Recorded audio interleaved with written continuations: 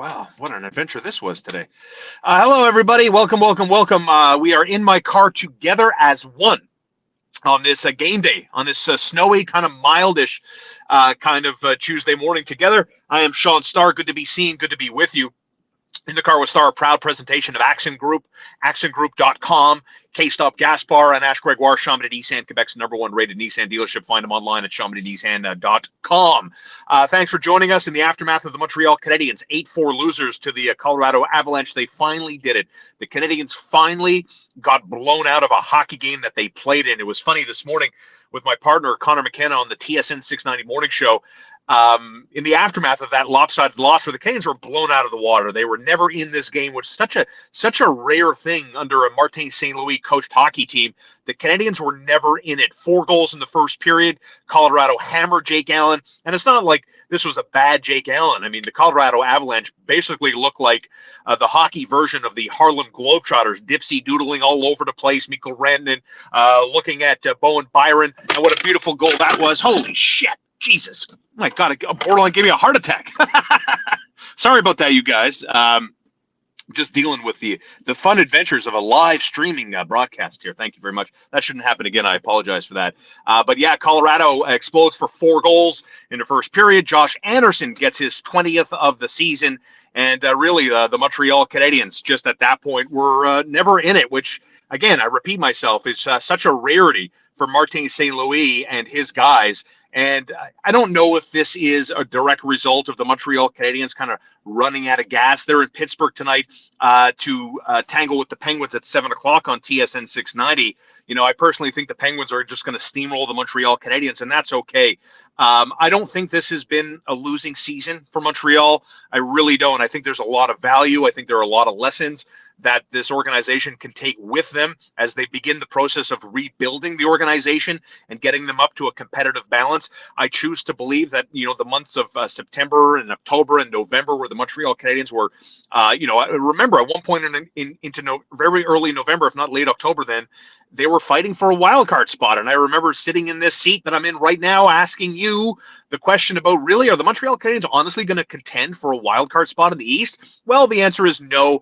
They have started to fall back down the bottom of the standings. They're now a top 5 bad team in hockey, and that's okay. I have a hard time seeing this team get to a 3 spot. Columbus, Chicago, Anaheim have been consistently bad all year. And the fact that the Montreal Canadiens were competitive in the first 2 months of the season, the first 7 weeks then of the season, I think will cost them. And it's funny because, you know, you can go back inside the calendar and you can cherry pick wins by the Montreal Canadiens and say, man, if they didn't do that, if they didn't do this, man, where would they be? And I think, you know, one of those examples is look at Super Bowl weekend. Look at Super Bowl weekend. And the Montreal Canadiens swept the Saturday matinee and the Sunday matinee, and the Edmonton Oilers were here, and they just cracked Connor McDavid and Leon Draisaitl, and Montreal swept that weekend. And if they hadn't swept that weekend, I know you can do this in season. You can find a couple of games here or there, comebacks, points that they got because the team has no quit in them whatsoever, that if you just took Super Bowl weekend and took those 2 wins out, now we're talking about a team that is going to fight for the top 3. So at least they have a better chance this morning at landing Connor Bedard in the draft this summer. And yes, they're a bottom 5 team. And I think the reality of the injuries, as Mark Denis told us this morning on the TSN 690 morning show, look who they're playing down the middle. You know, it's amazing. And it truly is a testament to Martin St. Louis' relatability, how he has gotten guys to buy in, and how, you know, whether it's a mix of guys trying to make positive impressions to the organization, say, hey, stand up and notice me. I want to be here next year, and I want an NHL contract, and I want to be an NHL player full time. You know, I think that's part of the reason why this team is competitive and trying hard and not laying down for anybody. Look who they just went through last week. You know, they went through the top 3 teams in the Metro Division and look pretty good in each of those games. So it really is, I think, a high compliment to Martin St. Louis and how he is getting the maximum effort out of guys that I never thought we'd be talking about here. But nevertheless, there's 15 games to go, and I think the Montreal Canadiens are going to be a bottom 5 team. Maybe they can get to 4. I'm not sure, but 5 is where they're going to be, and it's a massive night for Team Tank on the out-of-town scoreboard. When the Canadiens are playing the Pittsburgh Penguins in Pittsburgh, it's going to be a tough one. Remember, the Canadiens got blown out 8-4 in Arturi Lekkonen's return. He had 2 goals and an assist and a broken finger he left in the second period. And the Canadiens hopped on a plane, flew to Pittsburgh, checked into their hotels around 3:30 this morning, and they're playing tonight at 7 o'clock. So, yeah, it's a mammoth task for a Montreal Canadiens team and a very hungry Pittsburgh team that right now has ownership of the first wild card spot. The New York Islanders are nipping on their heels. So this is obviously for Pittsburgh a must-win game. They can't lay down. They can't take the Canadiens lightly tonight because, as you know and I know, Martin St. Louis has this team prepared pretty much every single night. But it finally happened. And that was the answer when Connor asked me the question about the 8-4 blowout to the Canadiens. Look, they were out of this game. It was like 6-1 at one point before Mike Matheson scored. Dennis Gurianov scored, and the Canadiens again. They don't lay down. They don't mail this bad boy in. They did it again, salvaging, I guess, a little respectability in the 8-4 loss last night. But do I think the Canes get blown out 7-1 tonight? Probably not. I do like Pittsburgh minus a goal and a half from that perspective, only because of the logistics, everything that went into the Canadiens game, the travel, the hectic part of their season, and where they are on the road tonight. And then the other angle here is, Pittsburgh fighting for a playoff spot and holding on to the number 1 wildcards seed. So that's where we're at. You saw Josh Anderson score his 20th goal of the season. Did you know Josh Anderson's career high in goals for his career is 27? And he got to 20. I mean, Josh Anderson is not a point-producing machine. He's a big forward. He's got hands. He's got a shot. He could drop the shoulder every now and again. And when you see all those ingredients mixed in together, you're like, man, how come this guy doesn't produce more? How come he's not scoring more often?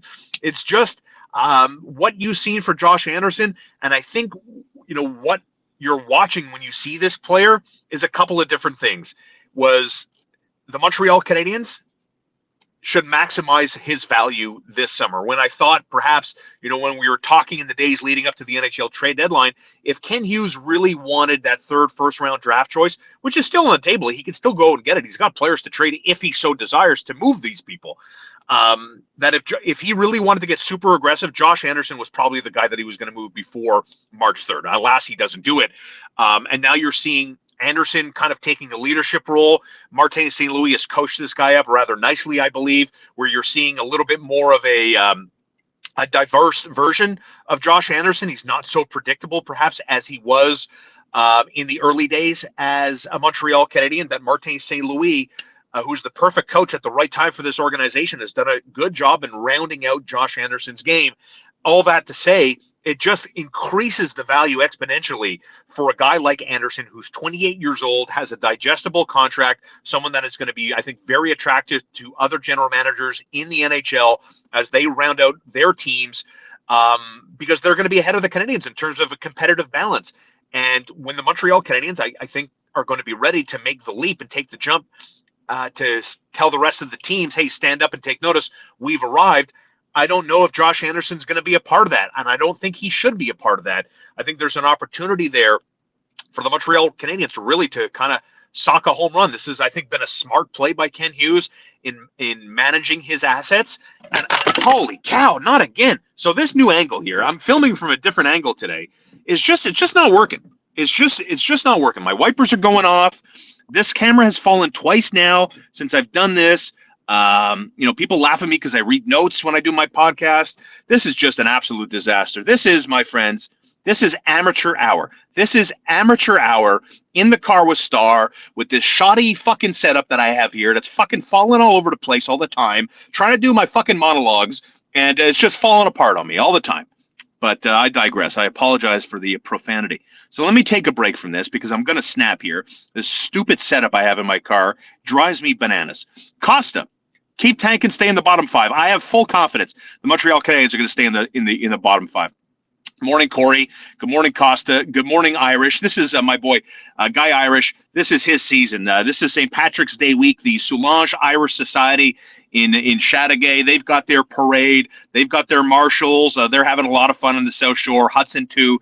The big parade here in Montreal goes this Sunday in downtown Montreal. It's been, 3 years we haven't had a parade for St. Patrick's Day. So here we are now. And the camera falls. It's all good. Anything can happen live. That's the thing too, right? Like, we're doing this bad boy live in the car with stars, always a live presentation. Proudly brought to you by Axon. Follow them at axongroup.com. They have the knowledge and the assets to get your freight to its destination on time, on budget, whether it's domestically or cross-border. You can trust Axon and axongroup.com that they've got the knowledge and, most importantly, the assets to take care of your precious cargo, because your precious cargo is also their precious cargo. So the Canadiens are in Pittsburgh tonight, 7 o'clock puck drop against the Penguins. They play Thursday and Saturday, so it's a 4-game week for the Habs, who've got 15 games to go, 14 after tonight. Big night in the tank battle, as the Canadiens are now a bottom 5 team. Legitimately, Vegas is taking on the Philadelphia Flyers tonight. The Boston Bruins are playing the Chicago Blackhawks. Arizona is also in action tonight. So this is a massive night for Team Tank Nation. You've been paying attention to what's going on in the NFL. Free agency finally opened up on Monday. You got a bunch of quarterbacks landing with different teams, with new teams. Mike White is done as a New York Jet because everyone's expecting the hammer to fall, and the hammer is Aaron Rodgers, who's going to be a New York Jet. Apparently, it's the cover of the New York Post. We're waiting, Aaron. And it all signs point to Aaron Rodgers as a New York Jet. And moving on from Green Bay, we're talking about a Super Bowl winner. We're talking about one of the best quarterbacks I've ever seen. We're talking about a 4-time MVP. And honestly, I'm already exhausted. Aaron Rodgers hasn't even given his I'm here in New York speech, because if anything Aaron Rodgers does at a high level beyond passing the football, and that is making excuses, reasons why, right? And very rarely do you ever hear Aaron Rodgers pull a mea culpa. We lost because of me. That turnover, that decision on the field was my failure to execute. You never hear that from Aaron Rodgers. Never really takes ownership of anything that goes sideways for him. So now he goes to New York, where we're waiting. It's going to happen. Nothing official yet, right? So I probably shouldn't have phrased it that way. We're waiting for Aaron Rodgers to sign on the line that is dotted to be the next quarterback for the New York Jets. Mike White is done. He's left New York. He signed on with Miami. They've still got Zach Wilson. And all the moms in New York are delighted that Zach Wilson is sticking around. But what if the New York Jets don't get Aaron Rodgers? What if? What if, right? Because it's best case, worst case. Best case is Aaron Rodgers goes to New York and lands with the New York Jets, and we can move on with our lives. But what if he doesn't?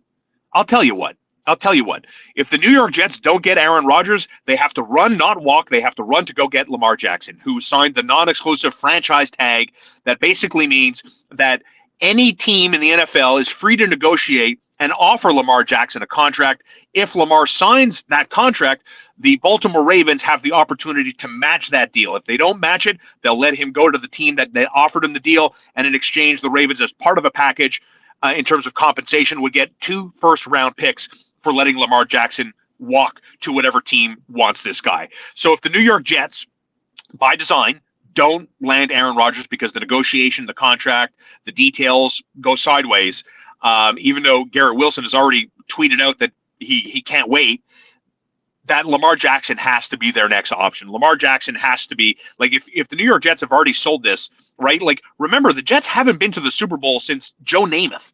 Like, we're talking about like 50 years of history here between Super Bowls for the mighty New York Jets, who have been to AFC Conference Championship games with Mark Sanchez and Rex Ryan at the head coach, but they've never taken it the whole way. They've never gone to the Joe Namath, I guarantee we're going to win, and they did. Since then, it's been nothing.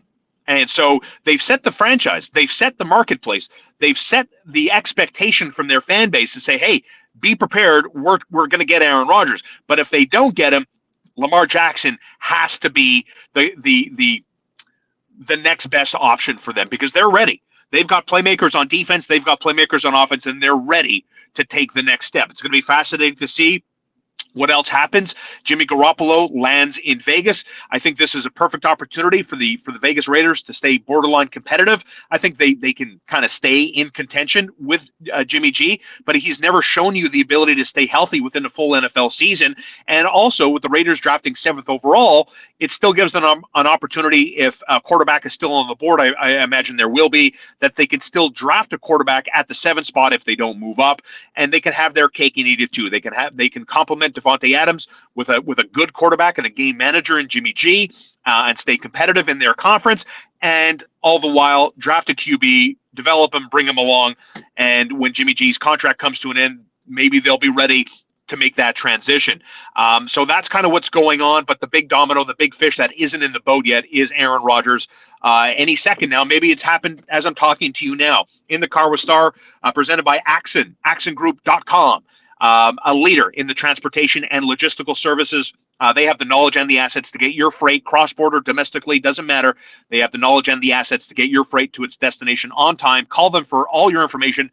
888-99-AXON, AXSUN, 888-99-AXON. You can trust them. This is a locally owned and operated transportation and logistical provider, and you can find them online at axongroup.com. Of course, we're coming off the Players' Championship on the PGA Tour, as their designated events continue to roll along. Scotty Scheffler dominated the field, made 5 straight birdies on his final round on Sunday, and coasted to another victory as he regains world #1 status in professional golf for the second time this season.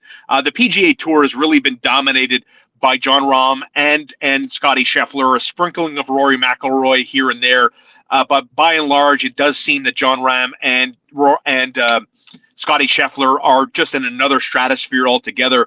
But the downside to that is Scotty Scheffler is too good, and he's borderline too perfect.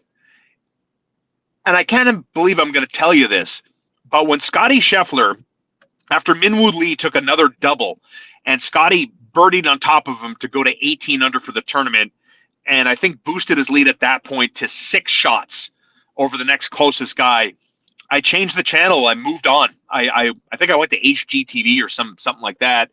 And the problem there is, unlike Jordan Spieth or Justin Thomas, or even to a certain degree Jon Rahm, even Rory McIlroy, all of those guys I mentioned are still prone to like a couple of mistakes.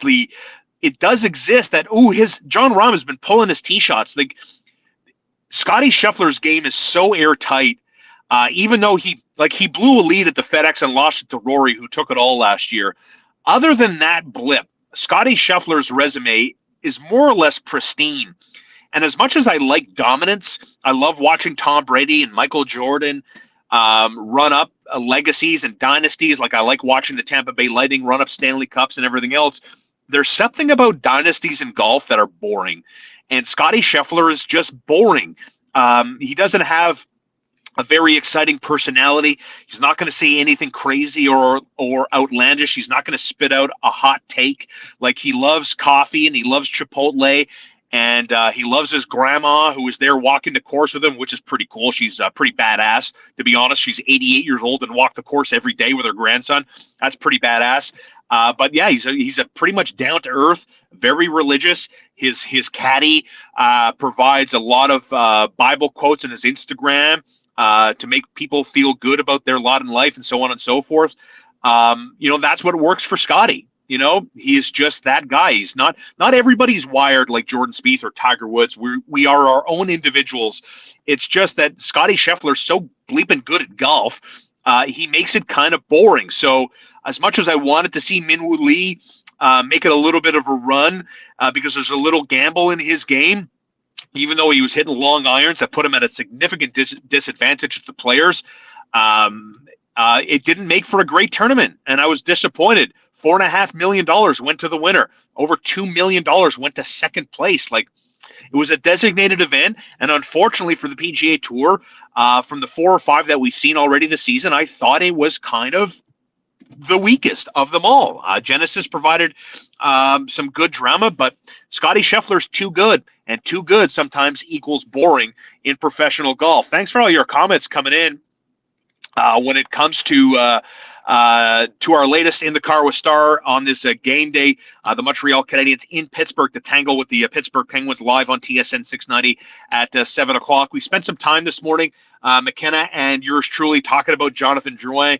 I liked Connor's perspective. If you missed it on the morning show, what's wrong with bringing Jonathan Drouin back for maybe 1 or 2 more years, cut his salary in half, maybe $2.75 million per season on a 2-year deal? You know, for me at this point, as good as Jonathan Drouin has looked, more engaged, playing center again because the vast amount of injuries the Canadiens have been dealing with. For me, it's been a good run. In his last 27 playoff games, he has like 21 points. You know, so say what you want about the guy. He has shown you, Drouin has the ability to like show up in big moments, because those points, you don't get those points in the playoffs by being Johnny on the spot all the time, right? But it's 5 years, and the roller coaster, the good, the bad has dramatically outweighed the good. I just think it's good for everybody to just move on. You tried it for 5 years. He came here with a good attitude, came here willing to embrace the challenge of being a center, of like, oh, I'll handle the Montreal media, he infamously said 5 years ago. Well, yeah, not so well, I suppose, is the takeaway there. But, you know, it's 5 years. It's okay. Nothing, you know, very few things in life are just meant to be. And Jonathan Drouin and the Montreal Canadiens were just not meant to be, and that's okay. 5 years has come and gone. And, you know, there was a time earlier this year, I honestly thought Jonathan Drouin had played his way into PTO territory. That if this guy wanted to continue to be an NHL player, he was going to have to go out and try out. That his talent and his reputation were no longer good enough to see him rewarded with a multi-year deal from any NHL team. But what he's done since then has been pretty good. And he's got the 1 goal, but he's been piling up assists. He's more engaged, seemingly more dynamic. And maybe he sees the writing on the wall, what makes him a frustrating player. Now I'm speculating here. Maybe he sees the season is winding down. Maybe he sees his stats and his point totals like, oh, man, this isn't good enough. Really, I don't have any goals. Maybe it's time to do something about that. So he does, putting up the assists, as I said, getting more engaged, and ultimately trying to, I guess, solidify his playing future.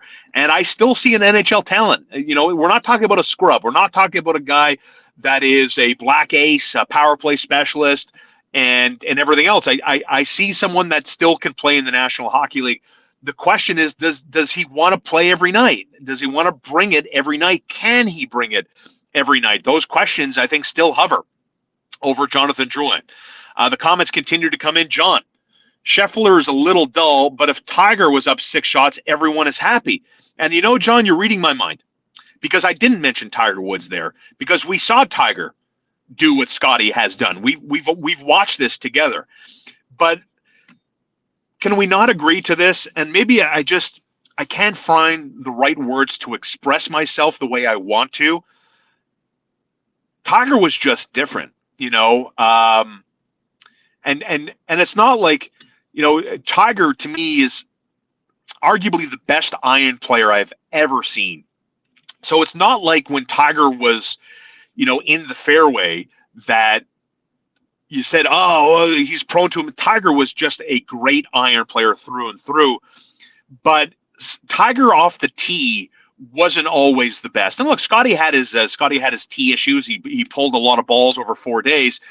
But Tiger's escapability factor to hit these miracle shots. Think about the Canadian Open in the bunker, right? Think about that majestic shot that Tiger, like Scotty Scheffler is so consistent, so tight. So I mean, he's not adventurous because he makes the right play all the time. And like, I'll make this analogy, for example, and you tell me if this makes sense in your mind. Scotty Scheffler is like Carey Price in the sense that you don't really see, like when SportsCenter on TSN does their top 10 of crazy goalie saves, right? There's a great chance that you're never going to see Carey Price inside those highlights. And the reason why is Carey Price was so airtight.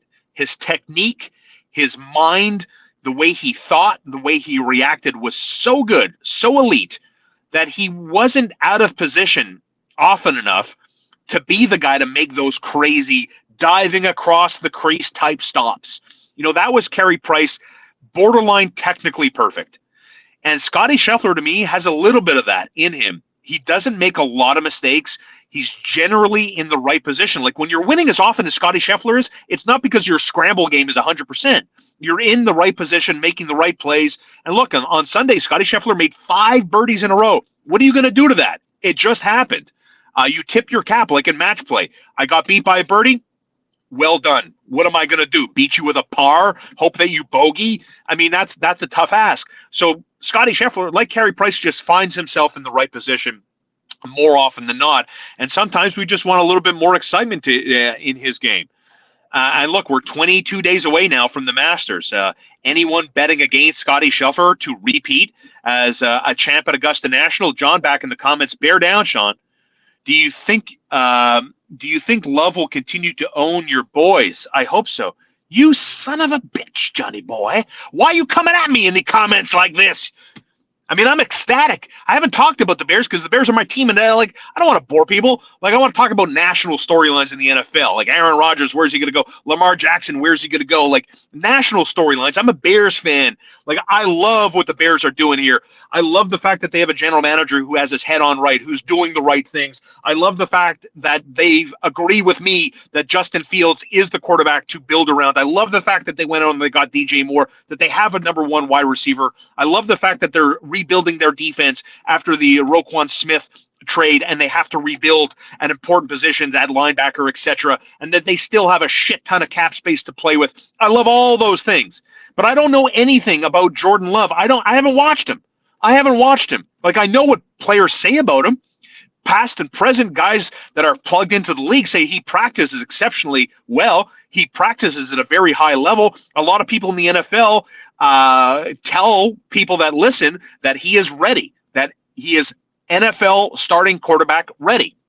Okay, let's see it. But I will say this, like, where's Alan Lazard going to go? Is Alan Lazard leaving Green Bay? Is Alan Lazard going to go to the New York Jets like some people think he might? So look, Chicago won 3 games last year. What do they got? 7, 8 wins in them for 2023? And the Packers won, 7 or 8 games last season? And a lot of that came towards the back end of their regular season as they were making a push, right? So the short answer is no, I don't think so. I don't think Jordan Love and the Packers are going to own the Bears like Aaron Rodgers did over the course of his Hall of Fame career. Bears with some great signings, Damon. You're damn right. Love the Bears. Oh, we got another Bears Nation in the Damon. Teams I cheer: Habs, Syracuse, Orange. Ooh, Syracuse. Oh boy. How would you feel if your kid played for the Syracuse Orange, and what happened to Jim Boeheim, and what happened with the fact that Syracuse, whose program has been terrible, decided not to take an invitation to the NIT? Fascinating stuff. What's going on in Syracuse? Guy back in the comments, go Cowboys, Cowboy Nation represented in the car with Star. Thanks for the comments. Thanks for listening as always. I'll be back tomorrow in the aftermath of the Canadians and Pittsburgh Penguins tonight. Thanks for watching. Thanks for all your comments. Don't forget, like and subscribe. You can support me by supporting all my sponsors like K-Stop Gaspar and Depiner, Highway 138 in beautiful Ganawage, right over the Mercier Bridge. Fresh and hot prepared meals served daily, premium fuel at discount prices, and an unbelievable snack and beverage game. They got smokes, they got booze, all tax-free, all at K-Stop Gaspar, Highway 138 in Ganawage. And don't forget, you can trust the services at accentgroup.com, the knowledge and the assets to get your freight to its destination on time, on schedule, under budget, never over budget, and expected professionalism. accentgroup.com for more information. Call them right now, 888-99-ACCENT. Thanks for watching. Like and subscribe, and we'll see you tomorrow.